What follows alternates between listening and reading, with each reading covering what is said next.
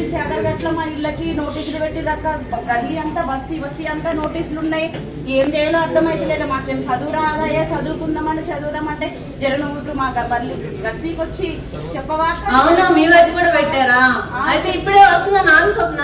సరే చెప్పు. మన కృష్ణానగర్లో కూడా పెట్టిరమ్మా, ఏం చేయాలి చెప్పు. వచ్చినప్పుడు చెప్పు. చూడ నాకు ఈ నోటీస్ చూడు. మా ఇంటికి కూడా పెట్టు చూడు కొంచెం.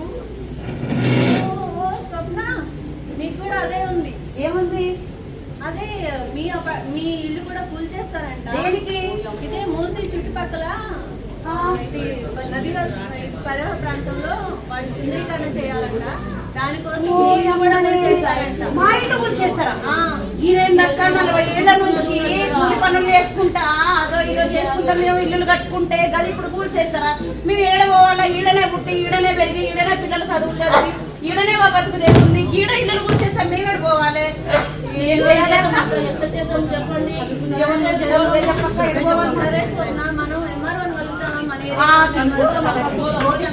వాళ్ళే ఇట్లా మరి వాళ్ళని అడుగుదాం పోయి అడుగుదాం.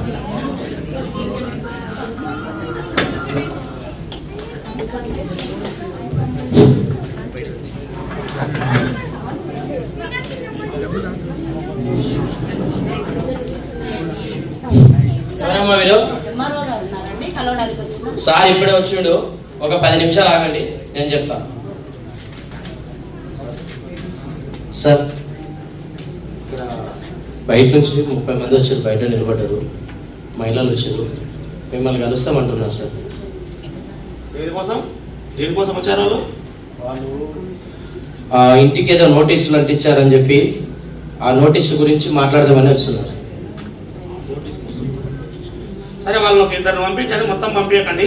అందరు కొంచెం నిదానంగా మాట్లాడాలి. ఒక 2 పంపించండి, అందరు అక్కడే పెట్టేసేయండి. అమ్మా, అందరు పక్క జరగండి, పక్కకు ఉండండి. ఎవరైనా ఒక 2 వచ్చి సార్తో వచ్చి మాట్లాడండి. మిగతా వాళ్ళంతా లైన్ పక్కకున్నాడు. అమ్మా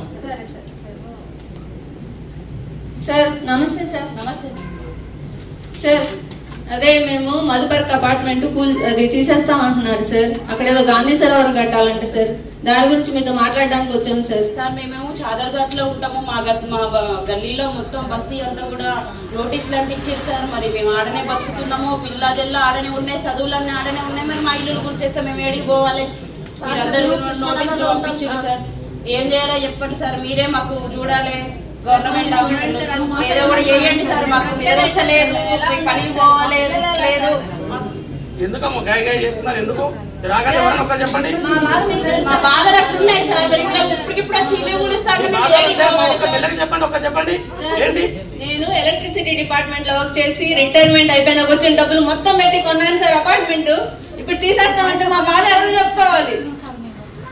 40 ఏళ్ల నుంచి కూలి పనులు చేసుకుని ఇళ్లలో పని చేసుకునేటోళ్ళం సార్. అందరం ఇళ్లలో పని చేసుకుని ఆడ ఈడ రోజుకు 500 రూపాయలకో 200 రూపాయలకో పని చేసుకునేటోళ్ళం. కూలి ఇంత పైసలు జమ చేసుకొని 40 ఏళ్ల నుంచి ఇల్లులు కట్టుకున్నాము. ఇల్లులు కట్టుకుంటే ఇప్పుడు కూలి చేస్తా అంటే మేము ఏడికి పోయి ఉండాలి సార్. చదువులు ఇక్కడే ఆయే, మేము ఉండడం ఇక్కడే ఆయే, పనులు కూడా ఇక్కడ వేరే పనులు దొరకవు సార్. మాకు చదువులు పిల్లల చదువులు ఎట్లా? 5 సార్లు తిరిగింది. మీకు నోటీసులు పంపించింది మేమేనమ్మా. మాకు పై అధికారులు మాకు ఏదైతే ఆదేశాలు ఇస్తారో దాని ప్రకారం మేము ఫాలో అవుతాము. అంతకు మించి మీరు ఏం మాట్లాడినా ఇక్కడ ఏం పరిష్కారం కాదు మీకు. మీరు ఎక్కడికి వెళ్ళండి.